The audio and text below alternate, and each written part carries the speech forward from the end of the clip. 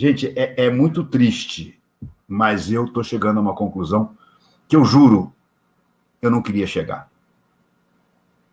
Mas eu estou começando realmente a ficar convencido de que o Flamengo não pode deixar passar a presença do Jorge Jesus, que, segundo eu li, está no Brasil, teria chegado ao Brasil. Só li, não tenho certeza, não tenho essa informação confirmada. Mas o fato é que a coisa desandou de uma maneira assustadora, gente. Cadê aquele time espetacular, encantador, que dava prazer da gente ver jogar? A gente não tem mais prazer nenhum em ver esse Flamengo do Felipe Luiz, não dá prazer nenhum de ver jogar. Nem mesmo quando ganhava de 1-0 hoje, era um time prazeroso.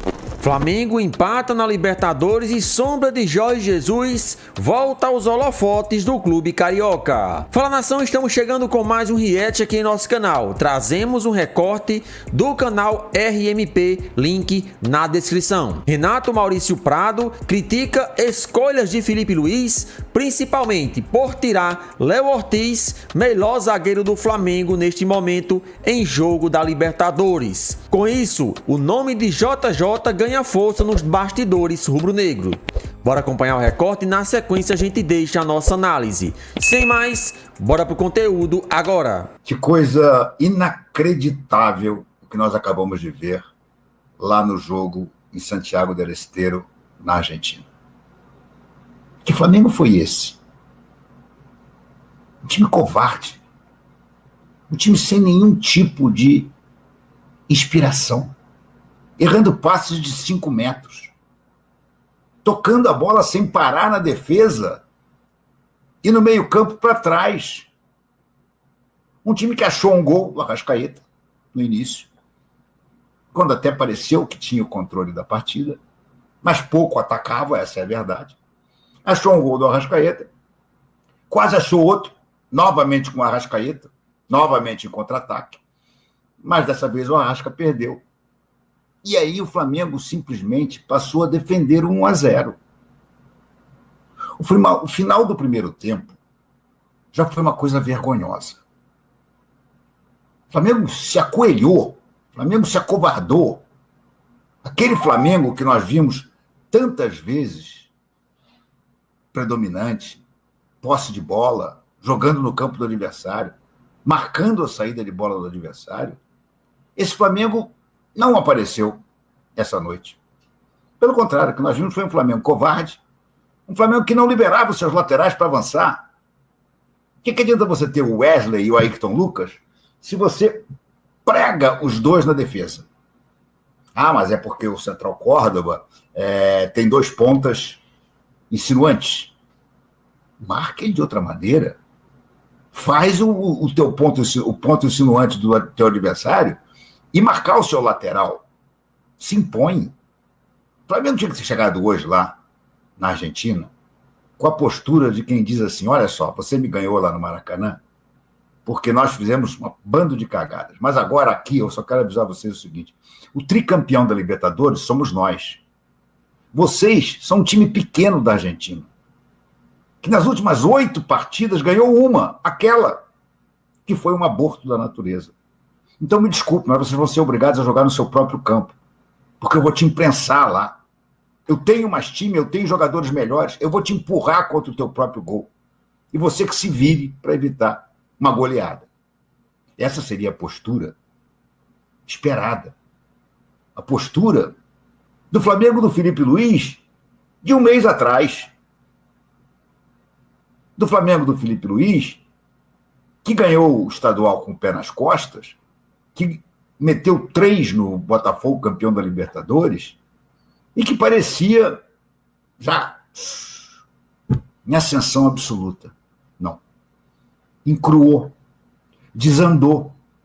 E o pior é que a gente sente que o treinador perdeu a mão. O Felipe está perdido.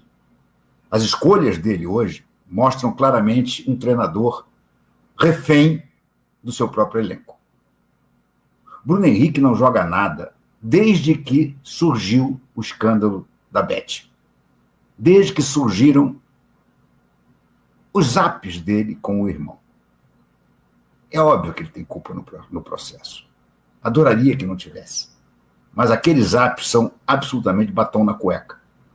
E a partir dali, a cabeça do Bruno Henrique foi para o espaço. O Bruno Henrique vinha jogando bem na temporada, até se revelar isso. E a partir daí ele passou a não jogar nada. Aí começam as decisões que eu considero equivocadas. O Flamengo não afasta o Bruno Henrique. O Flamengo apoia o Bruno Henrique. Mas vê que o Bruno Henrique não está jogando nada. Que ele não está com a cabeça certa. O foco não é mais o futebol. O foco é escapar de uma condenação que pode bani-lo do futebol. E ele joga mal um jogo, ele joga mal 2 jogos, ele joga mal 3 jogos, e ele continua jogando. Qual é o sentido disso? Me explica. Ah, não, eu não posso tirar o Bruno Henrique. O Bruno Henrique é um dos ídolos, um dos líderes desse elenco. A partir do momento que está jogando assim, não pode mais ser líder de coisa nenhuma. Aliás, se for provada, e eu acredito muito na comprovação da culpa dele, é mais um motivo para ele não poder ser líder de elenco nenhum. É motivo para ele não poder participar mais do grupo do Flamengo. Mas o Bruno Henrique continua jogando. Quando eu vi a escalação hoje e vi o Bruno Henrique, eu digo, ai. Parece que o Felipe está mais preocupado em recuperar o Bruno Henrique do que em ganhar os jogos pelo Flamengo. Porque escalar o Bruno Henrique é jogar com -1 no ataque. E foi exatamente isso que aconteceu.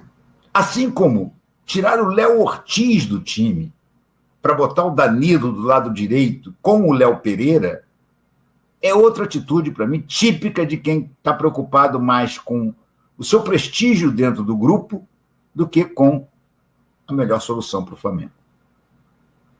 Depois de 3 derrotas com 3 pênaltis do Léo Pereira, que hoje ia fazendo o 4º, hein? Verdade até que não foi, o VAR corrigiu, mas já imaginou?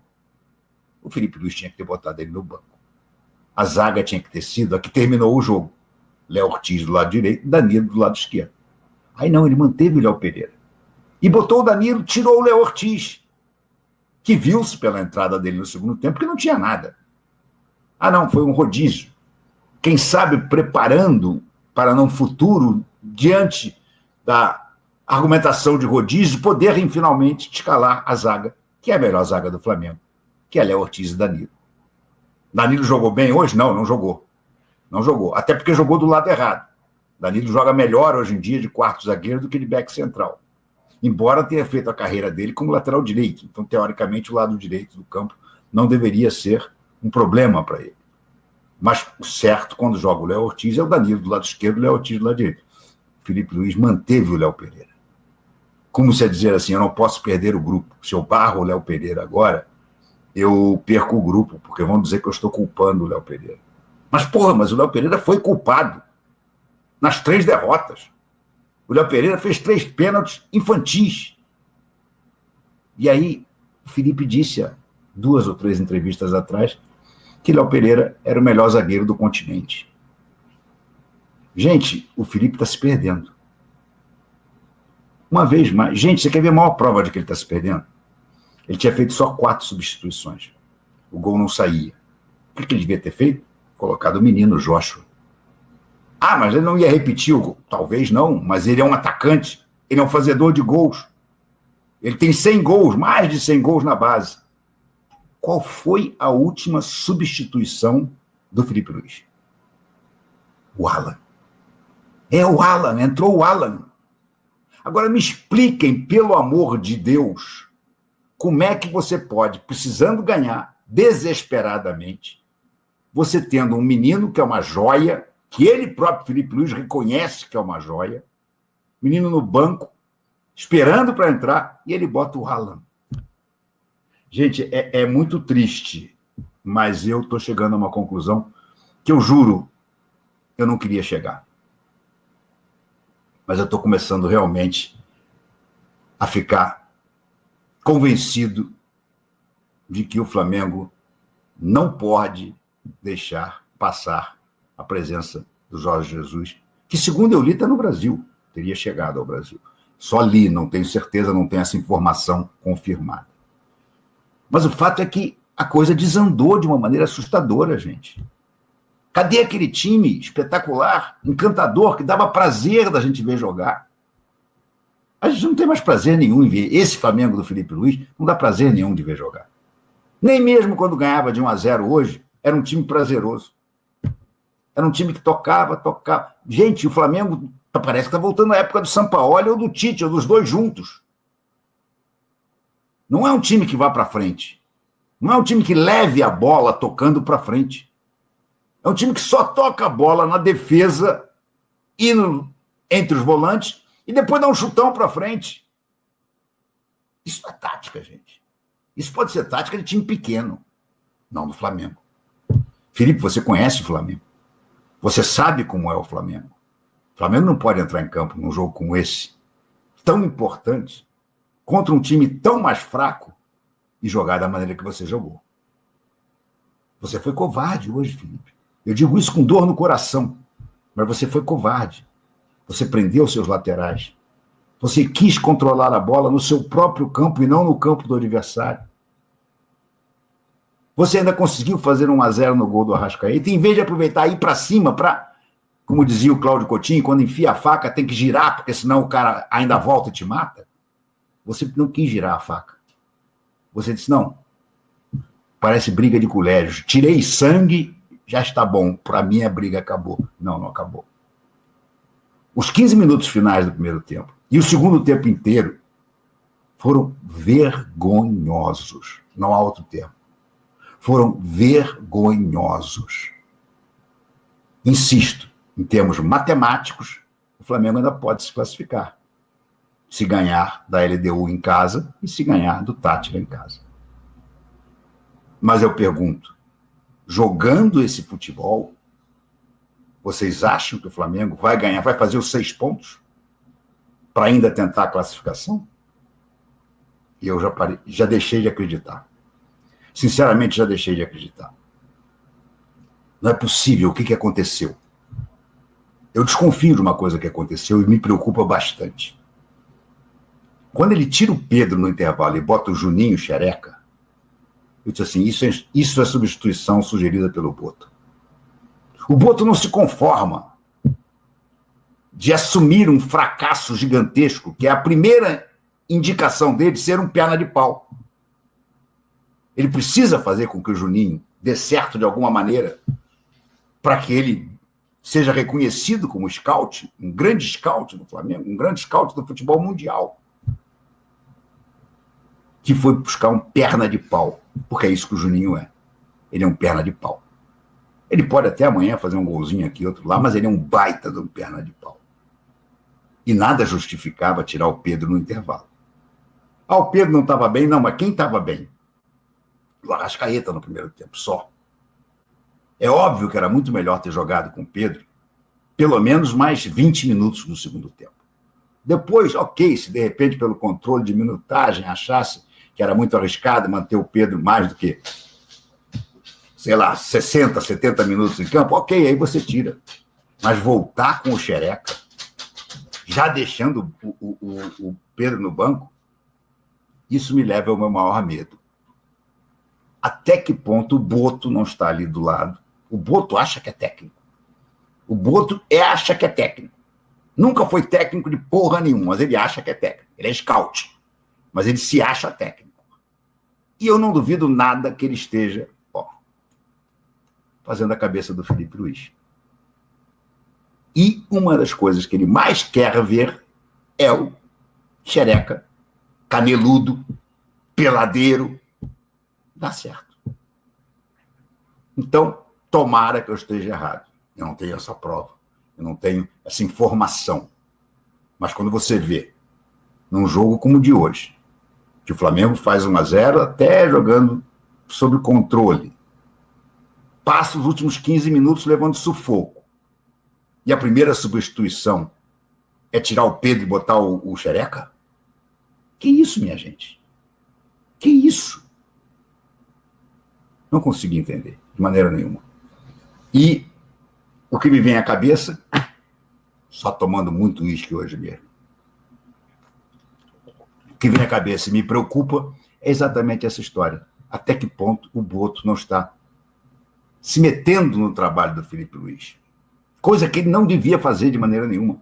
Coisa que o BAP, se entendesse um caralho de futebol, não deveria deixar. Boto, você organiza todo o departamento. mas das 4 linhas para dentro, quem manda é o Felipe Luiz. Mas o Boto se mete. E o Felipe está assim com o Boto. Ó, assim. Todo dia estão os dois lá, feito carne e unha no CT. Como se o Flamengo tivesse 2 treinadores. Isso não faz o menor sentido. Isso não faz o menor sentido. E o que eu mais temo é o seguinte, é que se amanhã ou depois o trabalho continuar esta porcaria que desandou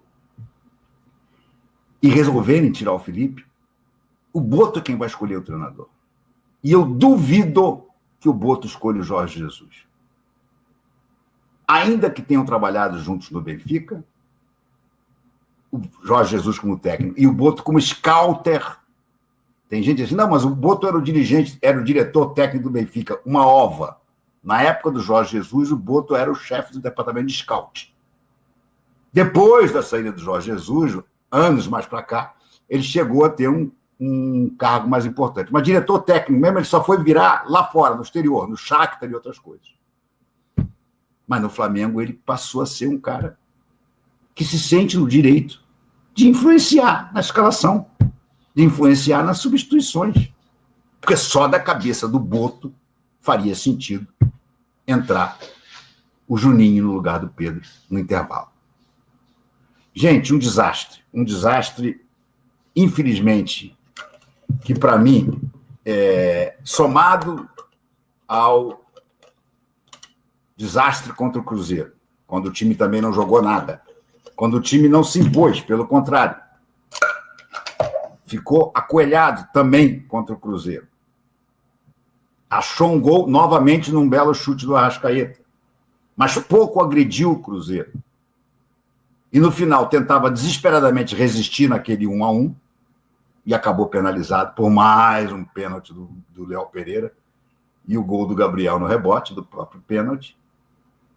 O time vem perdendo o brilho. O time vem perdendo a magia. Gente, o número de passes é...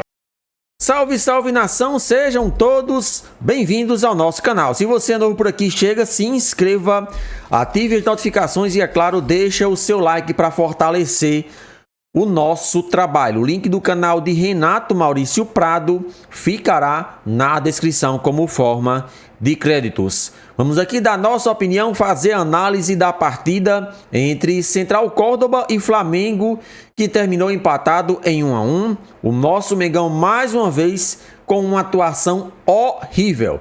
Isso mesmo, o Flamengo não consegue sequer atuar bem, mesmo sabendo que seu adversário é muito inferior à qualidade que o elenco do Flamengo possui nesse momento. Ontem o Flamengo viajou para a Argentina e enfrentou mais uma vez o Central Córdoba, time esse que é estreante na Taça Libertadores da América. E um jogo complicado, nós sabemos que Libertadores é difícil, não tem jogo fácil, só que o Flamengo acha um gol com a Arrascaeta e tudo indicava que o clube carioca conseguiria uma vitória tranquilamente. Na sequência do gol, a Arrascaeta tem uma outra possibilidade sozinho com o goleiro e a lá Vitor Roque, ele perde. Isso mostra que o elenco está sentindo aí muita falta dos gols de Pedro. Pedro, que entrou como titular no primeiro tempo, mas no segundo tempo foi sacado por Felipe Luiz. Quem entra é Juninho, pelo amor de Deus.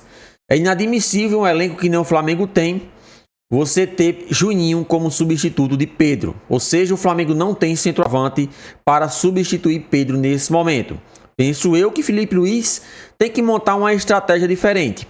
Quando não tiver com Pedro, tem que ir para o sistema com 2 pontas, enfim, um cara mais recuado, colocar um meia ali, porque o Flamengo não tem um outro jogador que faça essa mesma função. Flamengo termina ganhando de 1-0, beleza, primeiro tempo, por mais que tivesse perdido algumas oportunidades e o Central Córdoba também teve chance sim de fazer gol, o Flamengo termina a primeira etapa na vantagem e era o que o Flamengo precisava, de os 3 pontos. A LDU ganhou, né, assumiu a liderança com 8 pontos aí e o nosso Mengão nesse momento tem 5 pontos com empate, ou seja, o Flamengo precisa conquistar uma vitória na próxima partida contra a LDU em casa por 2 gols de diferença. Isso mesmo. 2 gols de diferença, esse é o resultado que o Flamengo precisa para entrar na zona de classificação da Libertadores da América na próxima rodada. E se o Flamengo não conseguir vencer, já pode ser eliminado na próxima rodada. Imagine aí, esse elenco do Flamengo, caro que só, ficar de fora de umas oitavas de final. De fato, é um dos maiores vexames, assim como aconteceu na temporada passada, o nosso Mengão repetindo aí planejamento errado. Então é isso aí, galera. Participa aqui do nosso vídeo e deixa a sua opinião nos comentários.